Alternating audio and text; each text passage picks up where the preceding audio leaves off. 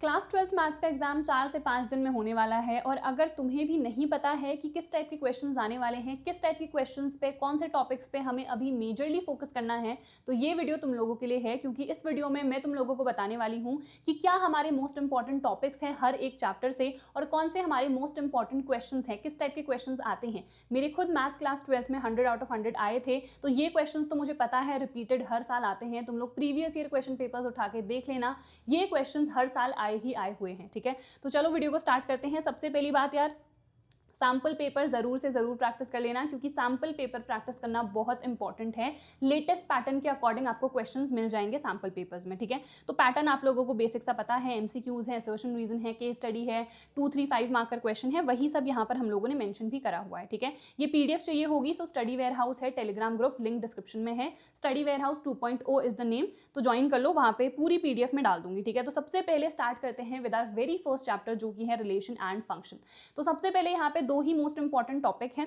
सबसे पहला है इक्विवेलेंस रिलेशन। तो आपको पता है कि यहाँ पे रिफ्लेक्सिव, सिमेट्रिक और ट्रांजिटिव, ये तीन आपको प्रूव करना होता है। ठीक है, तो क्वेश्चन ये भी आता है कि प्रूव करो कि ये सिमेट्रिक है, तो इसकी कंडीशन क्या है, ट्रांजिटिव की कंडीशन क्या है, ये बेसिक आपको पता होना चाहिए। उसके बाद है फंक्शन, तो 1, 1 एंड ऑन टू, तो हमारा इंजेक्टिव होता है और सर्जेक्टिव होता है, दोनों जो फंक्शन होता है उसको हम बाइजेक्टिव कहते हैं। तो कैसे 1, 1 प्रूफ करना है, कैसे ऑन टू प्रूफ करना है, ये आपको पता होना चाहिए। ठीक है, तो क्वेश्चंस भी देख लो। देखो यहाँ पे इस टाइप का क्वेश्चन आया हुआ है, तो यहाँ पे आपको बताना है कि सिमेट्रिक है या फिर ट्रांजिटिव है कि नहीं है। ऐसा ही क्वेश्चन इक्विवेलेंस के लिए भी आ जाता है। ठीक है, तो कोई सा भी फंक्शन आपको दे दिया जाएगा, पूछा जाएगा कि ये 1, 1 है, ऑन टू है कि नहीं है। ठीक है, तो जैसे 1, 1 वाला क्वेश्चन है, इधर पे आ जाओ, तो ये ऑन टू है, आपको प्रूफ करना है। ठीक है, ये बाइजेक्टिव है, यानी कि यहाँ पर आपको दोनों ही प्रूफ करना होगा कि ये हमारा इंजेक्टिव भी है और सर्जेक्टिव भी है। ठीक है, चलो सेकंड चैप्टर पे आ जाते हैं, इनवर्स ट्रिग्नोमेट्रिक फंक्शंस। यहाँ पर से सिर्फ 1 से 2 नंबर का ही क्वेश्चन आएगा।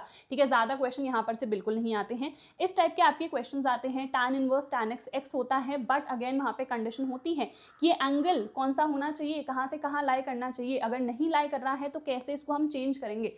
ठीक है, तो ये चैप्टर से क्योंकि 1 से 2 नंबर के ही क्वेश्चन आते हैं, तो अगर किसी ने कुछ भी नहीं पढ़ा है तो जो इंपॉर्टेंट चीज़ है, जैसे कैलकुलस है, जैसे आपका प्रोबेबिलिटी है, रिलेशन एंड फंक्शन है, उस पर ज़्यादा फोकस करना, इसको लास्ट प्रायोरिटी आप लोग दे सकते हो। ठीक है, देन देखो प्रिंसिपल वैल्यूज आपको लर्न करनी है। ये वाले टाइप के क्वेश्चन भले ही बहुत आसान है, जैसे आपको पता ही है √3, अगर tan का टेबल तो आपको पूरा पता है ना, मतलब सारे ही ट्रिग्नोमेट्रिक वैल्यूज पता है ना, साइन कॉस 30 में पूछ लूँ तो ये बेसिक तो आपको पता ही होगा। अगर वो पता है तो ये प्रिंसिपल वैल्यू तो आपके लिए बहुत ही आसान है। ठीक है, तो इस टाइप के क्वेश्चंस आप आसानी से कर सकते हो।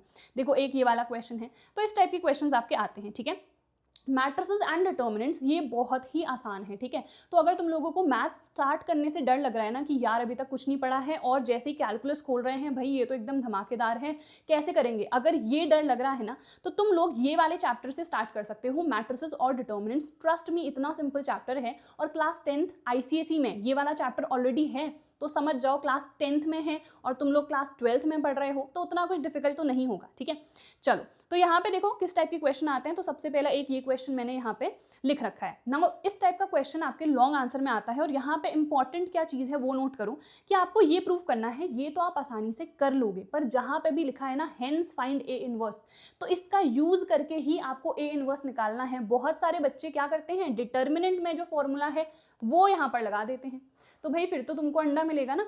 बट यहाँ पे क्या लिखा है, हेंस फाइंड, तो इसका यूज करके निकालना। अगर तुमने डिटर्मिनेंट वाला फॉर्मूला यहाँ पर लगा दिया तो तुमको अंडा ही मिलेगा। ठीक है, चलो फिर देखो वर्ड प्रॉब्लम्स इस टाइप के आपके आते हैं, बहुत ही ज्यादा आसान है, बस आपको एक बार मेथड पता होना चाहिए, आप आसानी से कर लोगे। ठीक है, कोई भी मैट्रिक्स दे दिया जाएगा, उसको रिप्रेजेंट करना है as a sum of symmetric and skew symmetric. तो बेसिक सी जो कंडीशन है वो आपको पता होनी चाहिए, स्क्यू सिमेट्रिक के लिए क्या होती है, सिमेट्रिक के लिए क्या होती है। ठीक है, फिर से देखो ये हमारा है वर्ड प्रॉब्लम। तो मैट्रिसेस एंड डिटर्मिनेंट से आपका जो केस स्टडी वाला क्वेश्चन है वो बन सकता है। ठीक है, एक तो मोस्टली प्रोबेबिलिटी से बन जाता है, एक यहाँ पर से भी बन सकता है। डिटर्मिनेंट में आ जाते हैं, देखो यहाँ पे फॉर्मूला लगाओगे डायरेक्ट, क्योंकि क्या लिखा है, आपको मैट्रिक्स दे दी गई है, ए इनवर्स निकालना है, तो जो फॉर्मूला है उससे इजीली निकाल दो। ठीक है, उसके बाद जो हमारी सिस्टम ऑफ इक्वेशंस है उनको सॉल्व करना, ये भी आपको पता होना चाहिए। ए एक्स इक्वल्स टू बी है ना, तो एक्स इक्वल्स टू क्या होता है, ए इनवर्स बी, ये वाले फॉर्मूले से हम इजीली यहाँ पर सॉल्व कर सकते हैं, एक्स वाई जेड की वैल्यू निकाल सकते हैं। ठीक है, इस टाइप के क्वेश्चन हैं, बड़े आसान है, इसमें कुछ ज्यादा डिफिकल्ट नहीं है। ठीक है, तो जो फॉर्मूलाज हैं वो एज इट इज लर्न कर लो। कैलकुलस पे आ जाते हैं, सबसे ज्यादा इंपॉर्टेंट कैलकुलस है, सबसे पहला चैप्टर है हमारा हमारा कंटिन्यूटी एंड डिफरेंशियबिलिटी। तो बेसिक डिफरेंशिएशन तो तुम लोगों को आना ही चाहिए, जो हमने क्लास 11th में भी पढ़ा हुआ है। चेन रूल क्या होता है, प्रोडक्ट रूल क्या है, डिवीजन रूल क्या है, कहाँ पर लगेगा। कई बार सिली मिस्टेक हम कर देते हैं, जैसे मान लो sin 2x है, तुमने बस लिख दिया कि cos 2x हो जाएगा, ठीक है, फिर 2x का भी तो फिर से होगा ना, तो चेन रूल लगाना बिल्कुल मत भूलना, ठीक है। चलो, तो बेसिक आपके क्वेश्चंस हैं, ये तो आप लोग देख ही लोगे, ठीक है। बेसिक डिफरेंशिएशन से, कंटिन्यूटी से भी एक क्वेश्चन आ जाता है, 2 या 3 नंबर का आ सकता है, और डायरेक्ट क्वेश्चन नहीं आता है तो थोड़े से इनडायरेक्ट क्वेश्चन तुम लोगों को प्रैक्टिस करने पड़ेंगे, ठीक है। एक ये वाला हमारा क्वेश्चन है, ठीक है। और भी बहुत सारे क्वेश्चन हैं जो कि तुम लोग को PYQs में मिल जाएंगे, ठीक है। देन लॉग वाले क्वेश्चन आते हैं, बहुत सिंपल मेथड है, ठीक है। लॉग वाला तो बिल्कुल डिफिकल्ट है ही नहीं, 3-4 टाइप के क्वेश्चन तुम लोग प्रैक्टिस कर दो। इनमें से कुछ चैप्टर्स के वन शॉट मैंने ऑलरेडी डाल रखे हैं चैनल पे, आप लोग देख सकते हो। अगर बाकी वन शॉट्स भी चाहिए हैं तो मुझे कमेंट सेक्शन में बता देना, ठीक है। चलो, उसके बाद है पैरामेट्रिक फॉर्म, बहुत आसान है, बस आपको क्या करना है, आपको x और y गिवन है, ठीक है। आपको इनको डिफरेंशिएट करना होता है t के रिस्पेक्ट में, और उसके बाद dy/dx आप आसानी से निकाल लोगे, ठीक है जी। देन देखो, इस टाइप के क्वेश्चन सेम वही है, पैरामेट्रिक फॉर्म है। देन है हमारा सेकंड ऑर्डर डेरिवेटिव, कुछ नहीं करना, 2 बारी उसी को डिफरेंशिएट कर देना है, जैसे पहले sin x को कर दिया, cos x हो गया, फिर cos x का फिर से कर दो, बस आपका ये सेकंड ऑर्डर डेरिवेटिव निकल जाएगा, ठीक है। चलो, उसके बाद है एप्लीकेशन ऑफ डेरिवेटिव, यहाँ पर से भी आपका जो केस स्टडी वाला क्वेश्चन है ना 4 नंबर का, वो बन सकता है, ठीक है। तो सबसे पहली एक्सरसाइज से इस टाइप के आपके क्वेश्चन आते हैं, ये तो आपके MCQ में ही अब आते हैं, ज्यादा 2 मार्क या 3 मार्क में नहीं आते हैं, ठीक है। फिर आपके जो स्ट्रिक्टली इंक्रीजिंग और स्ट्रिक्टली डिक्रीजिंग की कंडीशन है, क्या कंडीशन होती है ये आपको पता होना चाहिए, ठीक है। फिर देखो, इस टाइप के आपके क्वेश्चन आते हैं, अगेन ये लॉन्ग आंसर में भी आ सकता है और आपका केस स्टडी में भी आ सकता है, जो मैक्सिमम मिनिमम वाली एक्सरसाइज है वो, ठीक है। चलो, अब आ जाते हैं इंटीग्रेशन में। तो सबसे पहले इंटीग्रेशन में मोस्ट इंपॉर्टेंट है पार्शियल फ्रैक्शन, और पार्शियल फ्रैक्शन जो है इतना डिफिकल्ट है नहीं, 4-5 जो फॉर्मूलाज हैं वो अपने दिमाग में बिठा लो, आसानी से तुम लोग पार्शियल फ्रैक्शन को कर लोगे, ठीक है। फिर इंटीग्रेशन बाय पार्ट, इसका भी फॉर्मूला है, एज इट इज आप लोग रट लो।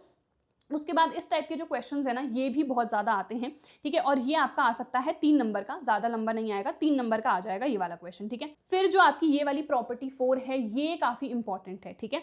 वैसे तो जो हमारा डेफिनेट इंटीग्रेशन है वो पूरा ही इंपॉर्टेंट है, बट उसमें मोस्ट इंपॉर्टेंट जो प्रॉपर्टी यूज होती है वो है ये वाली प्रॉपर्टी 4, ठीक है। चलो, उसके बाद आ जाते हैं एप्लीकेशन ऑफ इंटीग्रल में। ये जितने भी मैंने क्वेश्चंस बताए हैं ना, एटलीस्ट इनको तो करके ही जाना। अगर तुम्हें चाहिए है ये जितने भी क्वेश्चंस मैंने बताए हैं इनके ही सारे मैं सोल्यूशन करा दूं, क्योंकि यहाँ पर मोस्ट इंपॉर्टेंट तो तुम्हारा कवर हो ही जाएगा, तो तुम लोग मुझे कॉमेंट सेक्शन में बता देना, ठीक है। तो देखो, इस टाइप के आपके क्वेश्चंस आते हैं, ज़्यादा डिफिकल्ट यहाँ से भी नहीं आते हैं, तो आप लोग देख लो इस टाइप के क्वेश्चंस, ये आप लोग प्रैक्टिस कर लेना, ठीक है। चलो, उसके बाद आ जाते हैं डिफरेंशियल इक्वेशन में। तो ये आपका 1 नंबर का 1 मार्क का MCQ आता है। ऑर्डर एंड डिग्री आप कैसे निकालोगे, कोई भी आपको एक इक्वेशन, डिफरेंशियल इक्वेशन दे दी जाएगी, आपको ऑर्डर एंड डिग्री निकालनी होती है, ठीक है। देन सेपरेटिंग द वेरिएबल्स, सबसे इजी मेथड है सॉल्व करने का। उसके बाद होमोजेनस वाला है, एंड उसके बाद है हमारा लीनियर डिफरेंशियल इक्वेशन वाला। इंटीग्रेटिंग फैक्टर हम कैसे निकालते हैं आपको पता होना चाहिए, ऑब्वियसली तभी आप सॉल्व कर पाओगे, ठीक है।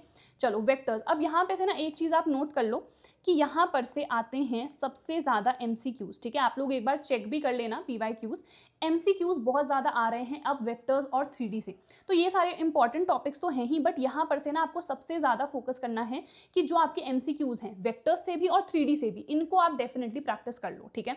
तो देखो, 3D की अगर हम बात करें तो यहाँ पे तो सिर्फ लाइन के फॉर्मूलाज ही हैं आपके सिलेबस में, पूरा जो प्लेन है वो डिलीट हो गया है। तो सोचो, जो डिफिकल्ट वाला टॉपिक था प्लेन वाला, वो तो डिलीट हो गया, अब सिर्फ आपको लाइन पढ़ना है। तो उसमें जितने फॉर्मूलाज है, देखो, परपेंडिकुलर प्रूफ करना है तो ये कंडीशन सैटिस्फाई होनी चाहिए। पैरेलल के लिए कंडीशन क्या होती है, ठीक है, अगर ये परपेंडिकुलर है तो लैम्डा की वैल्यू निकालो, अगेन वही कंडीशन ऊपर वाली यहाँ पर लगेगी, ठीक है। फिर वेक्टर इक्वेशन, कार्टेशियन इक्वेशन आपको निकालनी है, ठीक है। फुट ऑफ द परपेंडिकुलर, इस टाइप के क्वेश्चन बहुत आते हैं, ज़्यादा डिफिकल्ट है नहीं, बहुत आसान सा क्वेश्चन है ये वाला, ठीक है। शॉर्टेस्ट डिस्टेंस निकालो, इस टाइप के जो भी फॉर्मूलाज है बेसिकली वो आपको याद होने चाहिए, ठीक है। लीनियर प्रोग्रामिंग, इस चैप्टर को भी डेफिनेटली कर लेना, ये चैप्टर बिल्कुल डिफिकल्ट नहीं है, और यहाँ से 4 से 5 नंबर के क्वेश्चन तो डेफिनेटली आएंगे। तुम्हें अगर ग्राफ प्लॉट करना आता है तो ये चैप्टर तुम्हारे लिए बहुत आसान होगा, नहीं भी आता है ना तो ग्राफ प्लॉट करना तो यार हम लोग 6th 7th से पढ़ते हैं, तो ईजिली तुम लोग ये वाले चैप्टर को कर लोगे, बिल्कुल इसको स्किप मत करना, ठीक है।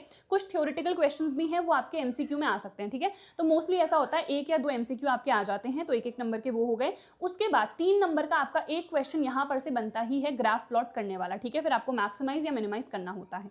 चलो, प्रोबेबिलिटी वेरी इंपॉर्टेंट चैप्टर, यहाँ पे से 8 से 10 नंबर के क्वेश्चन आपके बन सकते हैं।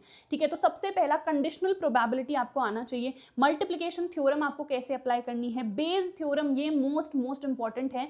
जो आपका केस स्टडी में क्वेश्चन आता है मोस्टली वो बेस थ्योरम से ही आता है। ठीक है, ज़्यादा डिफिकल्ट नहीं है। बेस थ्योरम के अकॉर्डिंग ही फिर हमारी टोटल प्रोबेबिलिटी भी हम कैसे निकालते हैं, that formula also you should know. ठीक है, देन हमारे इंडिपेंडेंट इवेंट की कंडीशन होती है प्रोबेबिलिटी डिस्ट्रीब्यूशन। यहाँ पर से अगर क्वेश्चन आ गया ना तुम्हारा, कई बार आता है कि जो अननोन वैल्यूज हैं के मोस्टली, उसको निकालो, तो बहुत ही आसान हो जाएगा। ठीक है, तो देख लेना इसको भी एक बारी। ठीक है, तो इस टाइप के क्वेश्चंस देखो यहाँ पे मैंने आपको शो कर दिए हैं, जो जो आए हुए हैं पास्ट में, इनको आप लोग देख लो। ठीक है, तो ये हमारे सारे क्वेश्चंस हैं। आई होप तुम लोगों को समझ में आ गया होगा किस किस टाइप के क्वेश्चंस आने वाले हैं, कौन से मोस्ट इंपॉर्टेंट टॉपिक्स हैं। ठीक है, कहाँ पर से केस स्टडी आने वाला है, कहाँ पर से तुम्हारे एमसीक्यूज आएंगे, ये सब कुछ मैंने तुम्हें बता दिया है। अगर ये सारे क्वेश्चंस का सोल्यूशन तुम लोगों को चाहिए है तो मुझे कॉमेंट सेक्शन में सिंपली बता देना। सो दैट इज इट यार, हम लोग मिलेंगे हमारे अगले वीडियो में। तब तक अपना ख्याल रखना and all the very best for your board exams. Holi भी है, एंजॉय करो, but at the same time आपका बोर्ड एग्जाम भी बहुत इंपॉर्टेंट है, तो उसके लिए भी अच्छे तरीके से प्रिपरेशन करो। ठीक है, चलो all the best, bye bye.